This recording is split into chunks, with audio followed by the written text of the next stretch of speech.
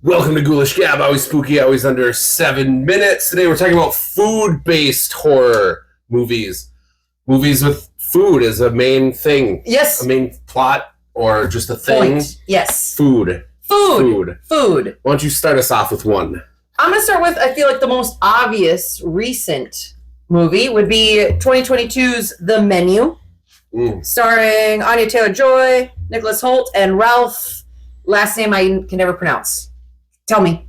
Ray Fiennes. Ray Fiennes. Okay. All right. So a bunch of pretentious rich people go to this remote island for a once-in-a-lifetime dining experience. And then it turns out this chef is sick of their bullshit and is just calling them out for all of their pretentious bullshit. When I was reading reviews, I loved this movie immediately. When I was reading reviews, people were like, oh yeah, they're trying to point out how pretentious people are, but they were being pretentious themselves. I didn't get that out of it. I really deeply enjoyed it. I thought it perfectly captured the vibe of that scene. But I don't know, I think that's ultimately the most obvious of the food-based horrors from recent years. I really enjoyed that one too. I actually liked the ending, and as the movie was going, I was kind of worried. It was one of those where I was like, if this ending doesn't land, the whole thing's a wash. Yeah. And I really did enjoy the ending. I got to start with the stuff from 1985 because it's a beautifully trashy film. And it's basically a mysterious goo is being marketed as a new dessert.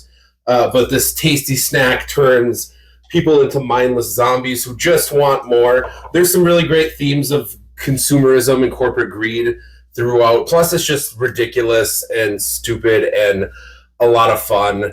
And might make you not want to ever eat marshmallow fluff again in your life. It does look like marshmallow fluff. That's what I would compare the stuff to. Yeah. So if you're going to watch the movie, get some marshmallow fluff or some like plain yogurt. Yep, you gotta. That's a beautiful movie. 1996's Thinner, which is an adaptation from a Stephen King novel. Bill is an overweight, arrogant lawyer who hits a woman with his car while his wife is giving him roadhead. And after a court hearing where he uses all of his power to evade all charges, he is cursed by a warlock who is related to the woman, and the guy just like touches his face and says thinner. And then magically this guy just starts losing all the weight to the level where you're like, oh, I'm going to die because I'm getting too thin. And the reason this is food-based is because... The roadhead. The roadhead. No, it turns out that the way that you can escape the curse is by baking a strawberry pie while he mixes his blood into the pie. And then the whole movie culminates, spoiler alert from this movie from fucking 30 years ago, 40 years ago, Jesus. You can feed this pie to somebody and the curse will be like passed forward, and he finds out his wife is cheating on him with the doctor that diagnosed him, and then so he feeds his wife the pie, and then he wakes up and she's dead in bed right next to him, but then he goes downstairs to find out his daughter ate the pie, but then the doctor shows up at his door and is like, hey, just checking in on you, and he's like, yeah, come on in, and then he feeds him the pie. It's a blood strawberry pie. I need the recipe now. We'll have to put out a cookbook based on all these things. Let's go with Ice Cream Man from 1995 because you have to go with that too. After being released from the Wishing Well Sanatorium, that sounds like a kind of a fun place actually. Gregory reopens his ice cream factory so he can serve all the town brats. And also serve them as the flavor of the day. Yes. And it's another one where it's just so ridiculous and stupid. The gore, there's some great practical effects with the gore. Clint Howard is in that one. He's pretty much at his creepiest.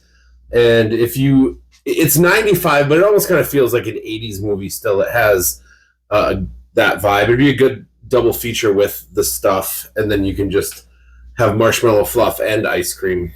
And that's all anybody ever needs, and really. Pie. and strawberry blood and pie. Roadhead.